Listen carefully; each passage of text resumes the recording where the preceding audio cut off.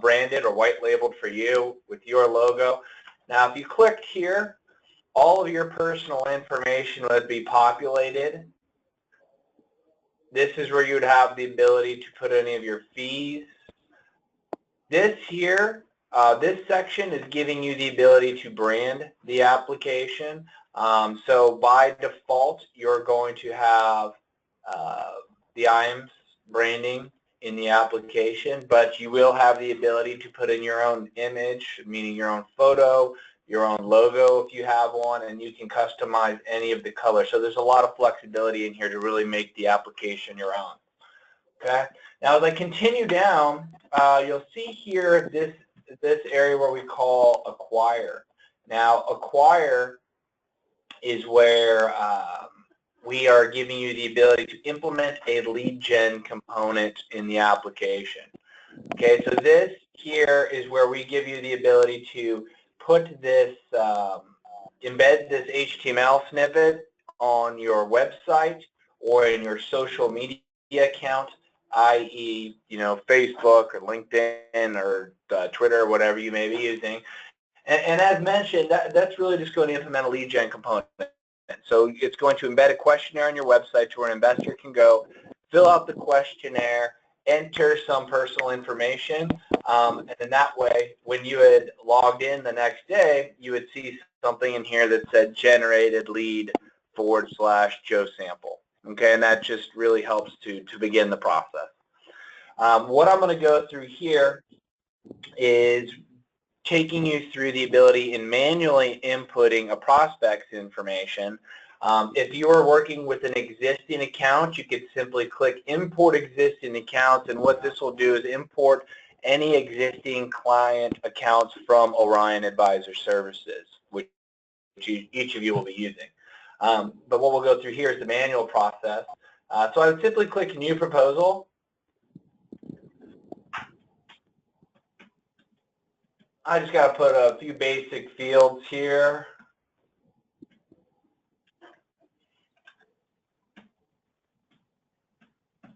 Okay, now once I have this basic information entered, I can click Send Questionnaire. Now when I click Send Questionnaire, we're going to be sending a unique URL to Joe here. Okay, we're not sending him a PDF that he has to print out and fill out and scan and send back to us. We're sending him a unique URL so that when Joe fills out the questionnaire on his end, I as the advisor am getting a notification in my inbox saying that Joe IAMS here has filled out the questionnaire. Based on the results of the questionnaire, he or she is a 55, which we call growth in income, for example. Okay, but in this case, we are just going to go through the process ourselves.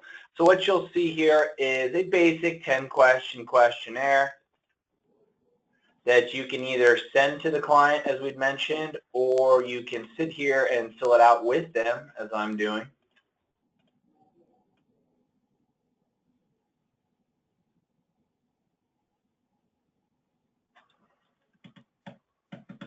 Now, once I click Submit Result, we generate a risk score, along with assigning an investment objective that corresponds with that risk score.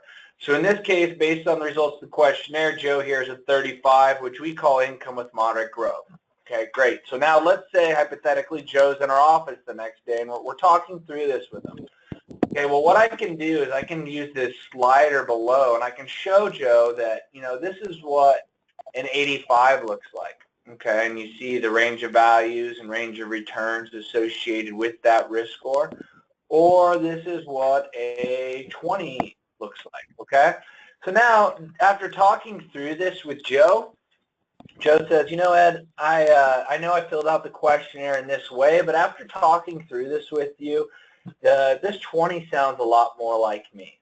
Okay, so at that point, we have the ability to override the results of the questionnaire, but we're always going to keep the results of the questionnaire populated for compliance purposes. Now, I think that the ability to override that questionnaire or use that manual risk score, which we have just done, is a really important piece of this process, because what it's doing is that it's keeping you, the advisor, as part of the proposal process, okay, which is a pretty big deal. because otherwise I think you would just be implementing some sort of robo solution, and I don't think that that's what you guys want to do. So here, by default, or I should say by design, we are jumping straight to proposed accounts, but what I want to do is click on existing accounts because I want to look at what this guy currently has.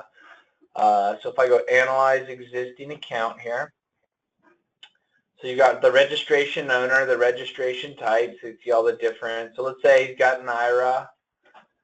Let's say he's got an American Funds IRA that we want to look at. I click Next. Now to add those, I can either search for it by ticker, or if he has quite a few positions, let's say 25 or more, I could import them from Excel. In this case, Joe's just got 2 positions. So I type in the tickers, and you see all the different products that we cover. I type in the tickers, just separating them by commas.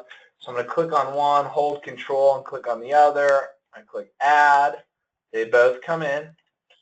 So now what you're going to see, when I assign the allocation to their existing account, you're going to see that a risk score is populated on the right automatically based on that allocation.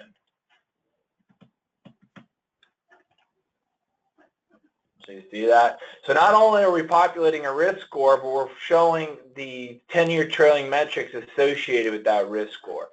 So now I click Save. Now if I look at this, I mean, I don't have to be a CFP to see that Joe here, his existing account is clearly out of alignment with his stated investment objective. All right? Now at this point, I can click Go to Proposed Accounts. This is where your advisory fee would be populated. I click Add Proposed Account. Now, account type,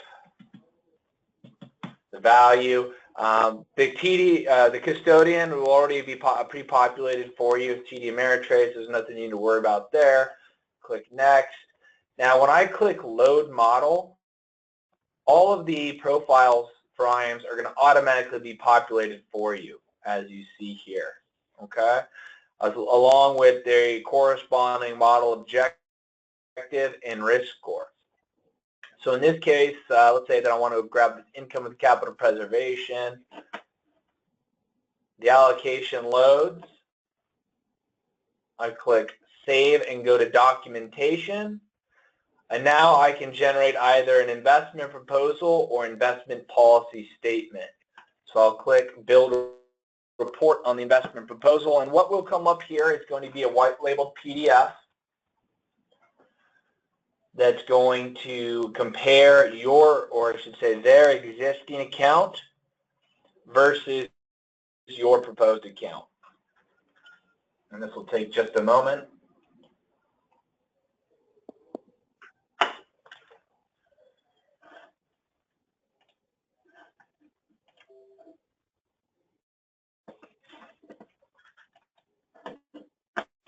All right, so as mentioned, we've got our branded investment proposal, prepared for, on what date, prepared by. Here is your existing account, and here is where we're trying to get you.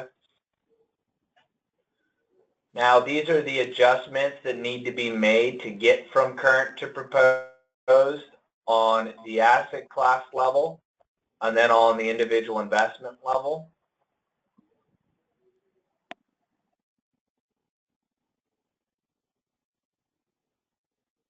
As we continue down, risk versus return.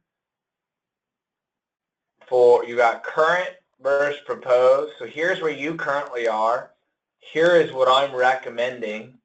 Here's the S&P, and here's the Barclay Ag. Okay? So you see that we've got a little less return, but we're taking much less risk. And then we've got the MPT statistics showing the alpha, max drawdown, data associated with those accounts. Trailing performance versus, you've got current versus proposed, I should say. See the big difference here, something like 08. Annualized returns. current versus proposed versus the S&P and the Barclay Ag.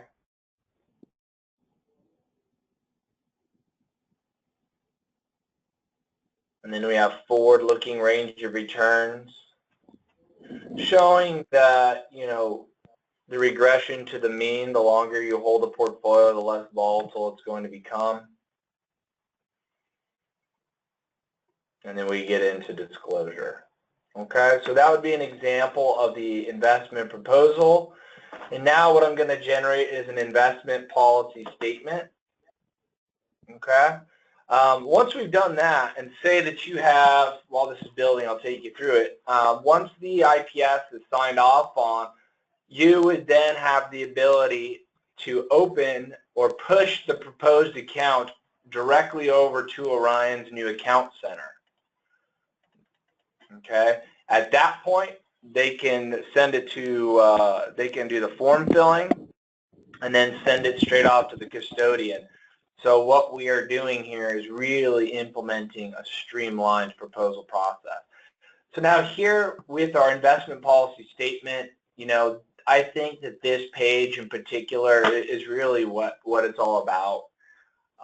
You know, whether or not this is exactly, you know, what the fiduciary rule, this upcoming fiduciary rule is all about, and whether or not you think it's going to be delayed or repealed or whatever, I think that you should still be showing that you're investing in the best interest of your clients. I know most of you would agree. Here, as simple as it gets, your investment objective is income with capital preservation because you have a risk score of 20, and the investment objective range for that objective is 11 to 20. What we're recommending is clearly right in the middle of that objective range. So we're clearly within your stated investment objective, whereas your existing account is clearly out of alignment with your stated investment objective. And again, this page, I think, is really what the application is all about. Okay. Are you in alignment with your stated investment objective? If not, what we're recommending is. And then as we continue down, some necessary verbiage is required as having as part of an IPS. Again, adjustments needed to be made to get from current to proposed. Monitor and review, and then acceptance and adoption. Okay. And then as mentioned before, we would then have the ability to push this proposed account directly to Orion's new account center. Okay, so that's pretty much the application in a nutshell and all I wanted to take you guys through today. If you have any questions, please contact us. My number is 800-480-3888, extension 103. We have a great support team that can help you with any basic questions. If you just email support@advisoryworld.com. You can refer to this recording, and we will be doing group demos or individual demonstrations to take you through our capabilities. So if we can help with anything, please let us know.